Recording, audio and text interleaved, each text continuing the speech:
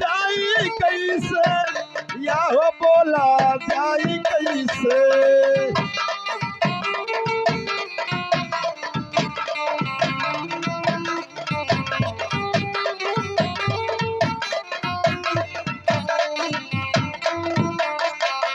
बिना रे सैया डोलिया आई ही बोला जाई कैसे।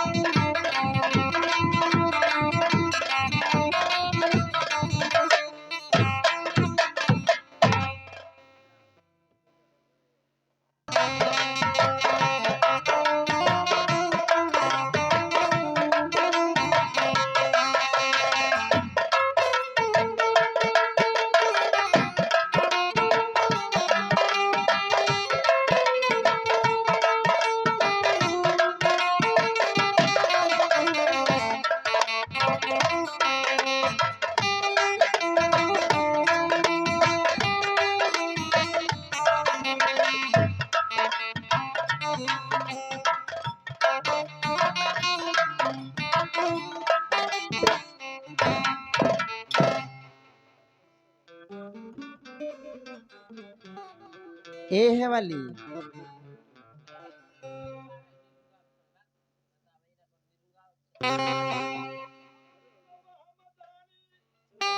ए बहन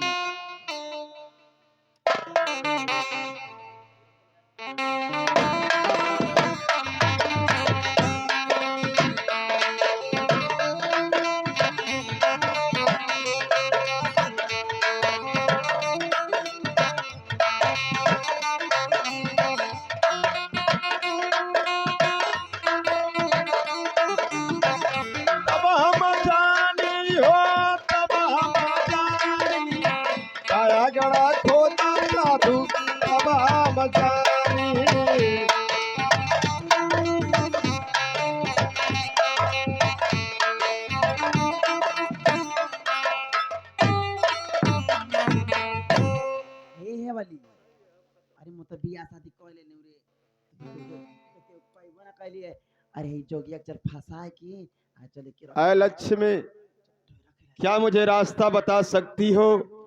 हाँ हाँ है लेकिन हमन बताओ लेकिन हमन कर शर्त भैया सुन ला। तुम्हारी शर्त है हमन के खंगारे के पड़ी। चुप हो जाओ ये सब उल्टी सीधे बातें मत करो। मुझे सिर्फ इतना ही बता दो कि यहाँ से कौन सा रास्ता पकड़ूं कि मैं सोरठपुर चला जाऊं। सुना और ये कहाँ किस नगरी में खड़ा हूँ मैं। हमारा रास्ता बतावे के खाना खिया के पानी पिया के लेकिन हमरे है वाली बहन के खंगार दा के जोगी बाबा हमनी से बियाह कला बहुत निक लगता नहीं। अरे बच्चे ऐसी सब बातें साधु महात्मा से नहीं की जाती है। तुम लोग चाहो मुझे रास्ता बता दो और मेरा रास्ता छोड़ दो, मुझे जाने दीजिए। क्यों मुझे परेशान कर रही हो तुम लोग। अगर बियाह ना करवा तो चुम्मा दे 3-4 कुछ नहीं हो सकता है। ना देबा नहीं दे सकते हम। ढेर भाव करत हो एक रास्ता रह जा चल जादू मार के सुक्का बना के रख।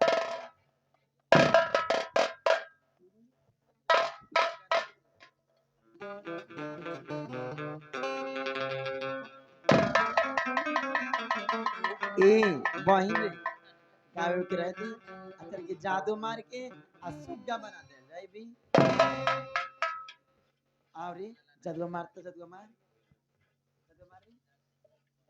अरे हमनी से करबा ये जोगी तू हूँ जे भी आहा रे तू हूँ जे भी आहा तो जदवा ही मारी सुगना बनाई बनो।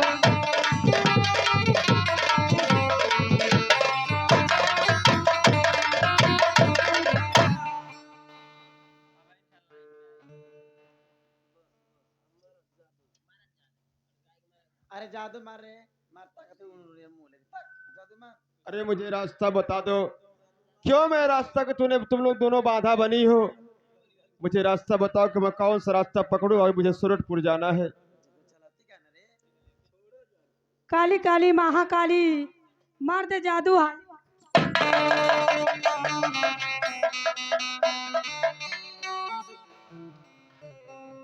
ए सुन रे रुक हम एक दे मार के लग जा।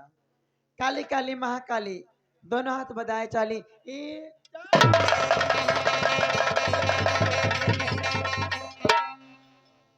हमन के जदवा का ना लगत हो।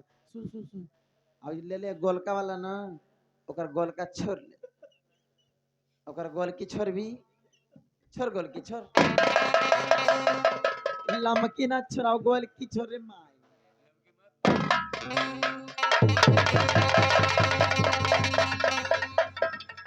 अब जादू मार गोलकी में करे जादू रहला मार। अब कितने से रोके गोलकी लमकी दोनों छोड़ ले लिया मार मार मार जादू मार। काली काली महाकाली मार दे जादू हाय।